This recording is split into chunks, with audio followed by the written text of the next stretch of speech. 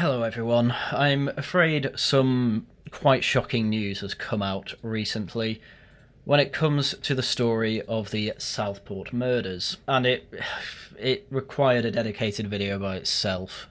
So alleged Southport attacker Axel Rudakubana charged with terror offence, teenager accused of killing 3 girls at a Taylor Swift themed dance class, now faces charges under the Terrorism Act and another of possessing the toxin ricin. So obviously, initially, what caused such a stir-up was the government didn't want anyone speculating. They didn't want anyone saying this was a terrorist attack. Official sources were saying it's not terror-related. They have no evidence to establish motive. Obviously, the journalist class were saying, oh, the boy was from Wales, therefore he's Welsh, despite the fact that he's got Rwandan parents. So making that claim is highly dubious. People were saying he was from a Christian family because Rwanda is largely Christian, and, well, we'll get into that part because at the moment it does turn out that he is being done as a terrorist, and even produced ricin, which takes a chemical process using a certain type of plant oil, or seed I should say. You know, it's not something that you can just go to Google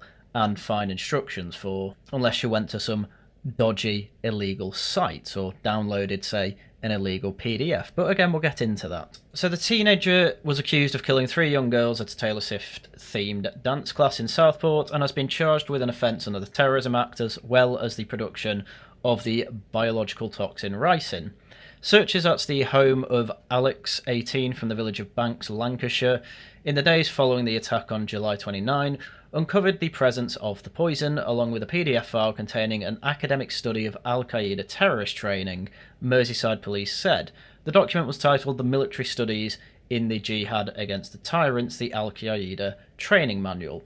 And again, I want to be clear that I am not stating that he was a Muslim terrorist, because he's not been done for that yet. However, I am going to make the point that there was, a 50-odd-year-old from Cheshire who put on Facebook, oh, hearing rumours that it might have been a Muslim terrorist, I could be wrong, and that woman's ended up being done, charged in jail, or possibly not jail, possibly community service, I can't remember. But the point being is that, one, she wasn't making a direct statement of fact, 2, it turned out to pretty much be true, and 3, she had to be done for it, because, obviously, of all the violence that happened, which obviously I condemn violence, as very well this woman from Cheshire did, or may have, but the point is that you can't ban people from speculating, because then when it turns out the speculation was actually quite accurate, it's just embarrassing. And not only is it embarrassing, it completely erodes the trust that the people have in these institutions, which is already at record low anyway. However, the National Counter-Terrorism and Policing Unit has not declared the attack to be terror-related, for which motivation needs to be established.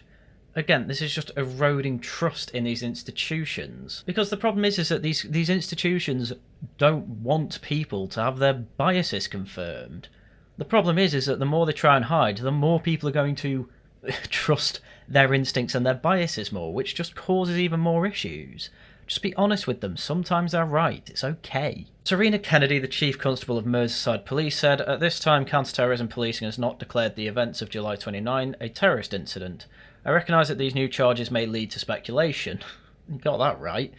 The speculation being, should we even trust you? The matter for which Axel has been charged under the Terrorism Act doesn't require motive to be established. For a matter to be declared a terrorist incident, motivation would need to be established. She added, I would strongly advise anyone against speculating as to the motivation in this cause. Just ignore the fact that news has come out about the terrorist manual.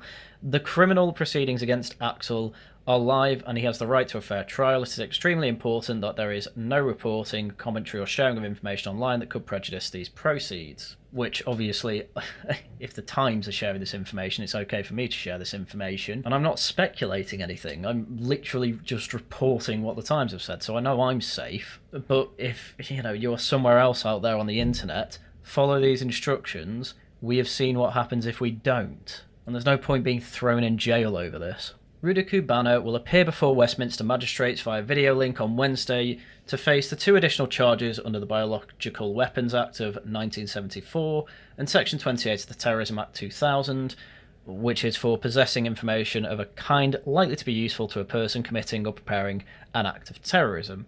So, obviously, he's already been charged for the murders and attempted murders, but these additional charges then are for producing the toxin and just owning the manual and likely to be preparing for an act of terrorism, which is understandable. So, this is the counter-terrorist police's cope, let's say, for not declaring it a terror incident. It's because, we can't establish motive. This Al-Qaeda manual was just there to help him produce this toxin, and obviously, I imagine, to let him know how to stab kids. But that's not motivation in and of itself, which I do not agree is the right move, because I do not think it is accurate to not call this a terrorist incident when he has literal terrorist manuals in his home. He already faces 3 charges of murder for the killings of Alice Aguiar, 9, Bebe King, 6, and Elise Stancombe, 7, as well as 10 of attempted murder and 1 of possessing a kitchen knife with a curved blade. His trial has been scheduled for January 2025. No trace of ricin were found at the site of the attack, thank God. Police confirmed. Which honestly does really confuse me. Why would he go to all the effort of producing ricin and having a terrorism manual to do something that he could have thought up in 10 minutes? It's going to be a very interesting trial, and I don't know why it's going to take so long to actually get him charged. I can't imagine they haven't got all the information they're going to get and have it collected. I mean, obviously they've got it enough to throw this out just before the budget. Yes, I am being that cynical, by the way. Because this is a government that is more than happy to name and shame people who were simply shouting at the police and people who were speculating online, even though it should be our right to speculate these types of things. So of course they're going to be cynical enough to try and distract people with this bombshell right before they have to put off their own bombshell in Parliament. Kennedy said, "You may have seen speculation online that police are deciding to keep information from the public." Yes, that is certainly not the case, okay? We've been given extensive guidance from the Crown Prosecution Service in relation to what we can say publicly to ensure the integrity of the case proceedings are protected, and therefore we are restricted in what we can share with you while the proceedings are live. Oh, so you are keeping information from the public to not jeopardise the case? It's okay to say that, but again, you're just sowing distrust when you say, no, we're not keeping information from you, and then explain how you're keeping information from us. My plea is to be patient. Also, again, we don't want to jeopardise anything to do with this case, we're just throwing this out right before a budget. Why now? Why is this okay to release now, not weeks ago when you definitely will have had this information? Again, all this information will have been collected as soon as they raided the house, which would have been probably the same day, literally the same day as the stabbings. So don't give me this nonsense.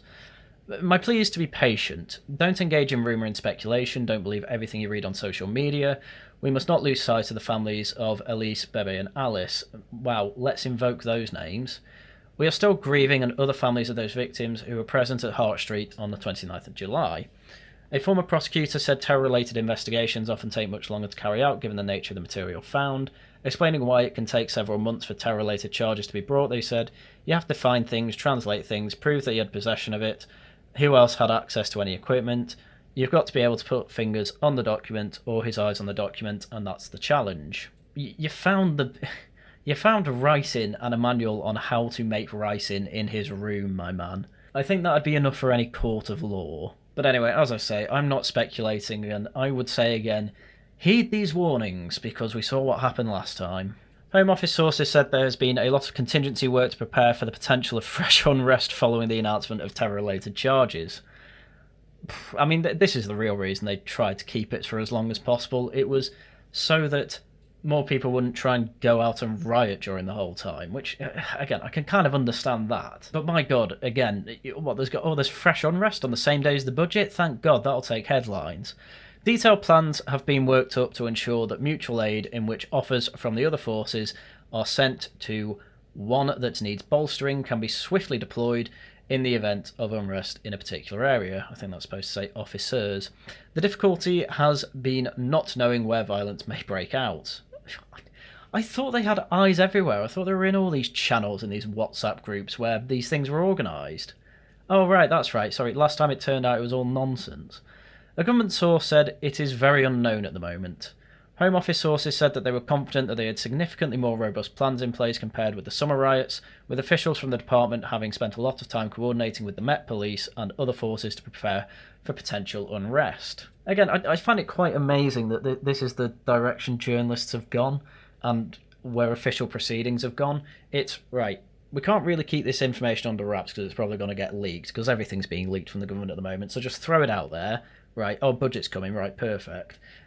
Then you have a load of quotes from police officers and police chiefs saying, don't speculate anything, don't believe your lying eyes, just wait for the court case, be patient, think of the poor girls that were stabbed, as if that's going to make people any less impatient. And then the third thing they start saying is, oh, by the way, we're worried about unrest. I just can't help but think, shouldn't we probably be focusing on this criminal here and releasing and talking about the information as much as possible, rather than all these side issues that you want people to think about? It's like, oh, remember all those bad men who went around burning police vans? Yes, I do. They were very bad, and they're all in jail now. Well done. That is certainly a good thing. Do you know what I think would be the worst thing for unrest at the moment? Releasing a load of violent criminals recently. Oh, they did that as well. It's all just a cascade of complete incompetence. We have a system of government that incentivises incompetent people to act incompetently, and then any time you try and vote them out, they're replaced with other incompetent people. At least that's the deal with the two-party system, plus all the quangos. And it is a beast that never tires of hunger. Hence the budget is going to be quite hard-hitting, but again, you can wait till tomorrow for that stream over on the Worcester Club. Recent incidents include Saturday's Unite the Kingdom rally by Tommy Robinson supporters and simultaneous anti-racism counter-protests, where there was basically no violence.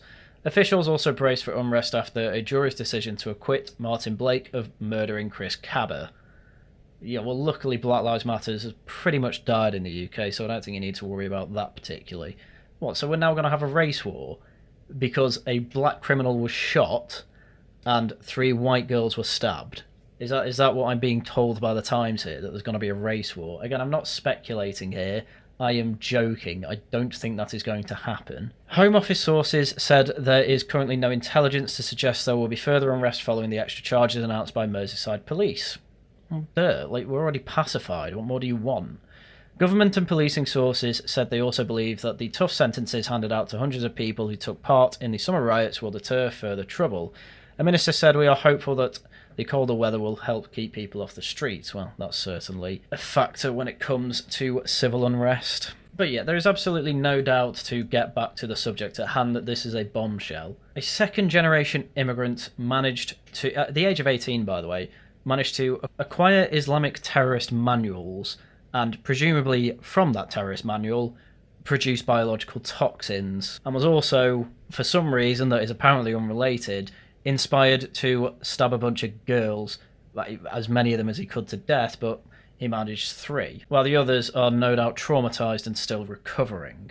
And again, we are in a world where the powers that be are more worried about how people are going to react to all this information than in any way try and have him seeking justice as swiftly as possible. Because again, that's all we hear every time we hear any news come out about this particular case. It's just, oh, just be patient, we're taking our time with it.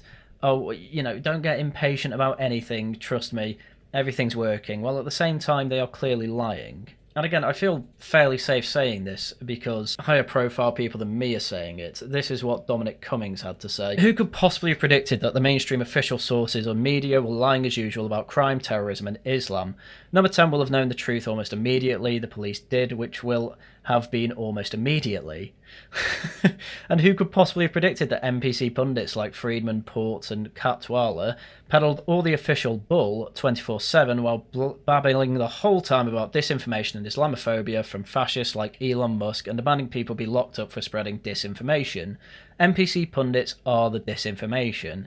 It's being shoved out because of the budget and the US election, hoping most voters don't see how they were lied to by the official system yet again.